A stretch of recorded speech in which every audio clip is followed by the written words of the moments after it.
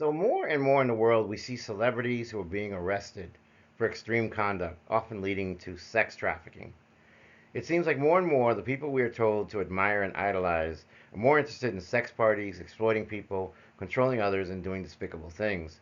In fact, I would dare to say this is a form of dark magic rooted in the formation of these secret cults. The cultists are like spiritual assassins, hoping to lure people to exploit them and inevitably destroy them.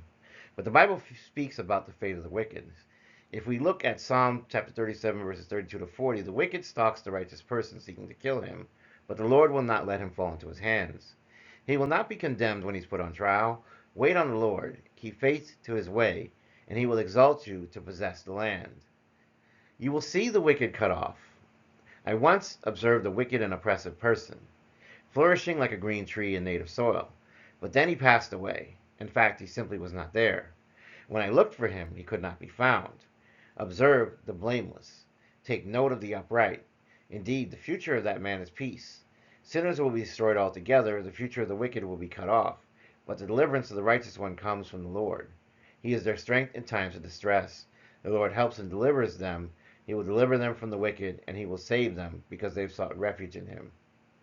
So Psalm chapter 37, verses 32 to 40 emphasizes the contrast between the righteous and the wicked. These verses, there is an observation that the wicked plot against the righteousness will always fail, that God watches over the righteous and he protects them and delivers them from trouble. We have divine justice, where the text reassures us that God is aware of the wickedness in the world and he will intervene. We have the fate of the righteous versus the wicked, that while they may seem to prosper temporarily, their downfall is assured, and the righteous will be upheld and delivered. We have trust in God, that the believers are encouraged to remain faithful, trusting in God's goodness and his plans for their lives. These verses offer hope and assurance that the righteousness is ultimately rewarded, while the wickedness will lead to destruction. So what are these many sex cults after? Will seek to control, mislead, and abuse their targets. In extreme cases, they may give signs that they're about to betray the cults or expose them, and so the cults will retaliate with even deadly force if necessary. The cults often seek out individuals exhibiting traits of light and spiritual gifts, referred to as the chosen ones or the earth angels. These individuals, as embodiments of higher consciousness, are a threat to the cult's agenda.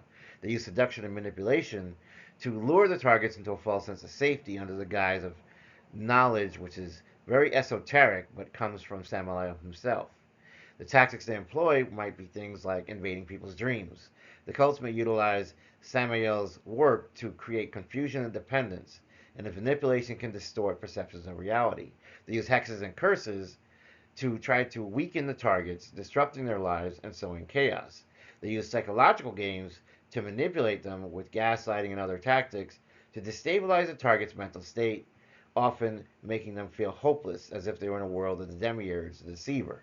We have etheric cord attachments in which sexual encounters create these energetic bonds that drain the subject's life force, using these attachments to reinforce their control.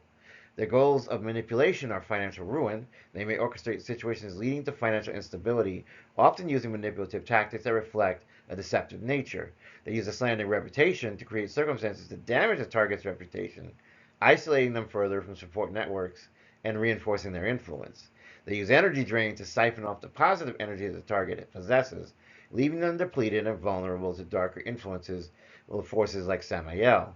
They use isolation to turn their friends and loved ones against them, to get that loneliness to sort of help them drive them towards the cult as the key, or the somehow the sign of where they can go if they need help.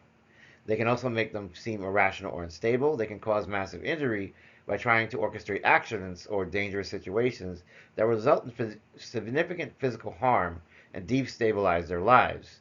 They can accelerate demise by hastening the physical or spiritual decline of the targets, seeing this as a way to eliminate perceived threats and align with darker spiritual forces. The dynamics of these groups highlight a complex interplay of manipulation, exploitation, and dark spirituality. By using the teachings of Samael, they try to have people go into these dark places where they can then exploit them and use them at will.